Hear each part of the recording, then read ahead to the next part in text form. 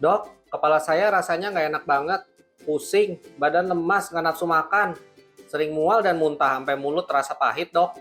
Terus kerja jadi makin kurang konsentrasi. Coba diperiksa, jangan-jangan saya kena mah. Baik Pak, saya periksa fisiknya dulu sama nanti ada beberapa pemeriksaan laboratorium ya. A few moments later. Wah Pak, ini dari hasil pemeriksaan dan lab kayaknya bukan gejala mah nih, tapi kondisi ginjal Bapak terganggu berat sampai jatuh ke kondisi uremia namanya.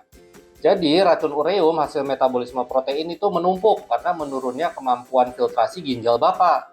Biasanya nih secara normal ureum itu nggak sampai 40. Bapak ini ureumnya sampai 164, 4 kali lipat. Lalu untuk kreatinin normalnya tuh di bawah 1,2. Nah ini Bapak naik sampai ke angka 5,2. Kalau dihitung IGFR alias kapasitas filtrasi ginjal Bapak ini juga menurun rendah sekali, cuman 13 dari yang normalnya mestinya di atas 60. Nah, kalau sudah begini, kategorinya Bapak tuh sudah mengalami gagal ginjal dan harus mulai siap-siap cuci darah kalau keluhannya makin mengganggu. Tunggu dok, cuci darah. Kok bisa? Saya kan cuma sakit kepala dan mual muntah aja. Kok tahu-tahu sakit ginjal? Betul Pak, sakit ginjal memang sering nih belum muncul gejala signifikan kalau fungsinya belum menurun parah. Makanya banyak pasien suka terlambat terdiagnosis. Pada kasus uremia yang dialami Bapak alias penumpukan racun ureum ya namanya ya, itu terjadi akumulasi racun saraf alias neurotoksin. Urea itu zat di tubuh yang bisa mudah sekali keluar masuk ke dalam sel dan menyebabkan kerusakan kalau numpuknya terlalu banyak Pak. Nah kalau nanti numpuknya di sel-sel otak, nanti akan terjadi kerusakan atau degenerasi saraf dan juga terjadi peradangan pembuluh darah di otak. Makanya keluar deh tuh gejala-gejala seperti sakit kepala, mual muntah, badan lemes, bisa kram-kram otot, dan bila makin parah bisa sampai mengganggu kesadaran, kejang, bahkan terjadi koma. Duh dok, serem banget. Kok bisa saya kena gagal ginjal? Perasaan saya udah pola hidup sehat, jaga berat badan, olahraga rutin, minum air putih cukup, sama rutin minum jamu tiap hari. Bingung saya dok. Hah? Jamu Pak? Jangan bilang Bapak minum semacam jamu mantong atau muntalin lagi yang masih banyak beredar di luar. Loh, kok tahu dok? Bener, saya sering minum antara dua jamu itu. Kalau habis olahraga dan latihan tarung enak banget. Pegel-pegel cepet hilang minum jamu itu. Udah tua tahun saya rutin minum jamu itu setiap hari. Aduh, korban jamu ilegal lagi nih si Bapak.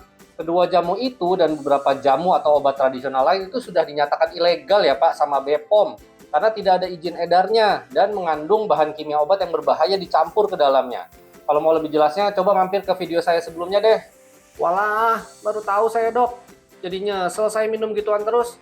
Lalu ini gimana pengobatannya dok? Saya harus kudu banget cuci darah. Kalau gejala makin mengganggu, apalagi sampai terjadi kesadaran turun, atau misalnya labnya jelek ya, kaliumnya tinggi, atau terlalu asam, masih dosis metabolik, itu memang disarankan dilakukan dialisis alias cuci darah, supaya kita bisa membuang racun dengan cepat.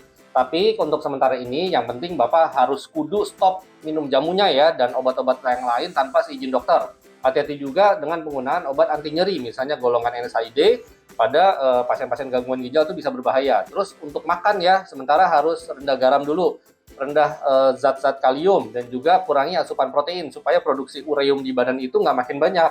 Makanan yang protein tinggi itu juga nanti akan berubah jadi asam urat juga ya, selain dia numpuk ureum yang pada akhirnya kalau asam urat tinggi juga nanti akan makin mengganggu ginjal Bapak. Minum air putih juga harus tetap cukup ya, nggak boleh dehidrasi. Bapak harus perhatikan nih warna air kencingnya, frekuensi dan jumlah dari air kencingnya Bapak. Kalau warnanya kuning pekat urinnya, terus jumlahnya sedikit, jarang kencing, itu artinya Bapak udah dehidrasi, kurang minum, atau fungsi ginjalnya memang udah makin jelek lagi sehingga produksi urinnya berkurang. Nah ini kita juga harus USG ya ginjalnya Bapak, amit-amit ternyata ada pembengkakan ginjal atau sumbatan di saluran ginjalnya, misalnya karena ada batu saluran kemih. Itu juga kalau ada harus dikonsul ke spesialis urologi untuk mendapat penanganan segera. Baik dok, terima kasih infonya. Saya balik dulu kalau begitu. Loh, Bapak mau kemana emangnya? Mau mampir jenguk Akira Sensei dulu di atas sana. Walah, titip salam ya dan terima kasih saya ya ke Pak Sensei Akira. Beliau sudah mewarnai masa kecil saya soalnya. Ah siap dok. Jamat taneh.